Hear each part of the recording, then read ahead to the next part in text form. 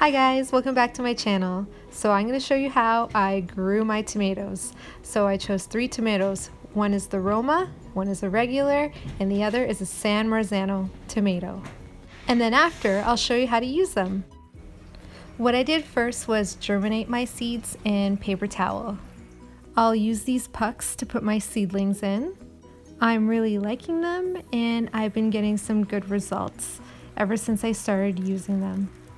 So they're really easy to use. You just fill up the tray with water and allow all the water to just soak in and watch those pucks expand.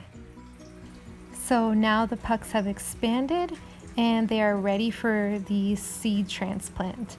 You want to pick up your seed and you want to be careful not to disturb the root. The root will have these little fine hairs, and I try very carefully to take my popsicle stick and make a hole and place the seed in ever so gingerly and then bury it with soil.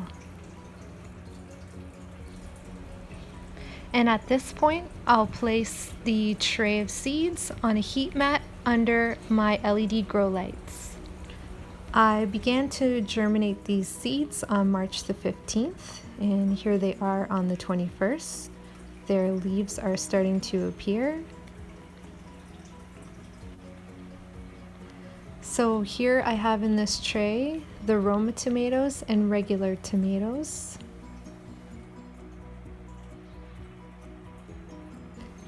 And then in this tray I started my San Marzanos right here in the middle of this tray. Eventually your tomatoes will grow big and they need to be transplanted into bigger pots. This is one of my gardens, all prepared, and first you want to set up a trellis because your tomato plants need to be guided upwards and the fruit that they bear will be heavy and they may fall over. So a trellis is a really good thing to have. I will use a plastic string to tie some branches that are too heavy and fall to the ground to the trellis.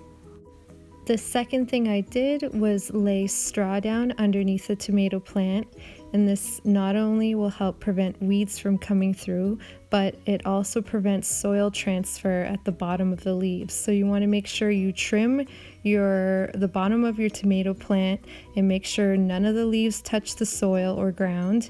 Otherwise, it could cause a disease to form. And so when it comes to watering, you want to make sure you take your hose and water at the base of the plant. Don't let any of the water touch the leaves, except for rain. Rain is the exception. And I also placed a drip line around my tomato plants so they constantly get water. And so lastly, adequate airflow. This is a great example of a tomato plant that needs to be pruned. If it stays like this, it could harbor more disease. So just be sure to prune your tomato plant often. Oh, and I almost forgot one last thing. So suckers, I want to address that. So you have this main stem here, and then you have this lateral branch, and then right here in the middle of the stem and branch is the sucker. Now you can go ahead and leave it on, and all it will do is produce a bushier plant, and you would have to prune it more often. And I've heard that it also takes away some of the energy in producing the fruit. So I have been removing those suckers on my tomato plants because I like to keep the tomato plant at bay. So it's up to you if you want to leave them on or not. So then there is the pest issue. There's bugs. What I experienced are these caterpillars called tomato hornworms, but I also found them on my potato plants.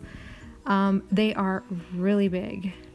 So I had lots of tomato plants to go around. They ate my fruit, they ate my leaves, and I don't know what this one was, but I let them stick around because I really didn't care that much. This is the bounty I pick every week. I pick about 80 tomatoes once a week.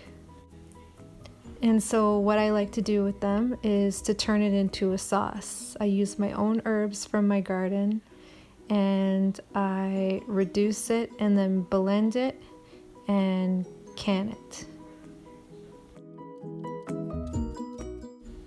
So of course, after you make a fresh sauce, you want to make a fresh pasta. So I'll usually use lasagna noodles and make a lasagna, or I'll make a fettuccine and put it all in a meat sauce, and there you go.